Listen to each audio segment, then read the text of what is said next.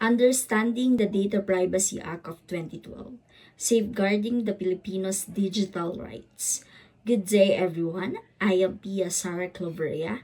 This presentation serves to offer an overview to the Data Privacy Act of 2012, which protects digital rights of all Filipinos. Data privacy enforcement has become more essential because our everyday operations depend more heavily on online systems. Trivia and motivation. Every activity we perform online results in digital information being recorded. Freedom of privacy gets protection through the enactment of the Data Privacy Act. Just as lighthouses help ships survive dangerous seas, this law ensures data security across all 7,641 Philippine islands. Digital innovation receives support through this policy, which protects the privacy of individuals from loss during technological advancement. Objectives of the Data Privacy Act. The 2012 passed law aimed to pursue three essential goals. First, uphold the right to data privacy for all individuals. The purpose of this act supports the fundamental constitutional right to keep personal communication and information private. Second, it established ethical and secure data processing standards. The focus of this act aims to develop secure ethical data processing standards for an increasingly digital public and private sector landscape. And last, it fosters transparency and accountability in both public and private sectors.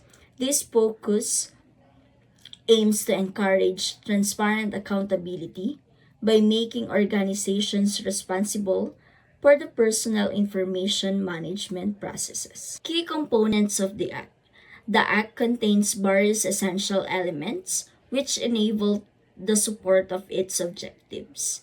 The National Privacy Commission operates as a central force of law enforcement which both investigate matters and releases guidelines while conducting public education initiatives. Organizations that collect personal data together with those who handle the data must fulfill their defined responsibilities under the law. Complementing the enforcement system includes mechanisms which impose penalties as well as conduct of audits and require breach notification along with the specifying remedies to promote compliance. Local success stories.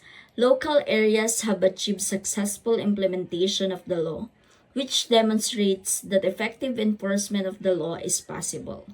Thousands of people in the nation have gained privacy awareness through NPC Run, awareness campaign named Privacy Awareness Week. People are building trust in the governmental system because several local administrations present their privacy policies in straightforward and readable formats. Davao City uses a protected digital registry system that maintains privacy and set an example for other local government units. People can achieve data privacy when they use appropriate tools alongside their commitment. For our case study, we have the PhilHealth data breach from 2023. The health insurance organization, which is PhilHealth, became the target of the significant 2023 data breach, which disclosed the identity of 1.2 million members. The investigation analysis discovered old cybersecurity systems combined with the substandard data handling methods. Legal authorities of the NPC carried out complete investigation in response to the matter. The incident showed that insufficient IT investments and noncompliance endangered public trust together with safety. Challenges in the implementation of the Data Privacy Act. The process of implementing the Act has encountered multiple obstacles. First, we have the outdated IT infrastructure. Modern data security standards exceeds the capability of many government institutions which maintain their system with obsolete IT infrastructure. Second, we have the limited capacity. The workforce lacks proper training since those who manage sensitive data frequently fail to obtain the required information. And third, we have the evolving threats. Cyber attacks develop at a tempo which exceeds the ability of most organizations to create appropriate strategies and update their systems. For our enhancement of strategies, a number of strategic approaches should take precedence to address these issues. First, we need a technology upgrades, secure modern platforms, need installation by both government institutions and private organizations. Also, we need a training and capacity building. Yearly mandatory data privacy lessons must be delivered as part of the mandatory employee training program. Also, we need a collaboration by establishing partnerships between the technology companies and civil society members and educational bodies. Organization can be better exchange successful approaches and necessary resources for both security compliance and resistance strengthened.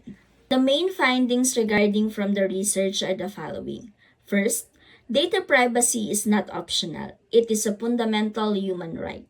Every person should protect their data privacy rights first and foremost because businesses do not possess the authority to dictate such rights. Second, successful LGU initiatives prove that compliance is possible and impactful. The local registry in Davao City demonstrates successful privacy measures which demonstrate both feasible compliance and beneficial security outcomes for the citizens. And third, we must move from reactive to preventive strategies in data protection.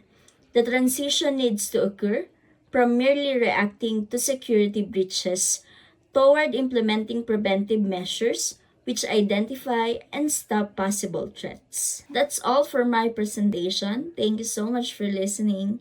Have a great day.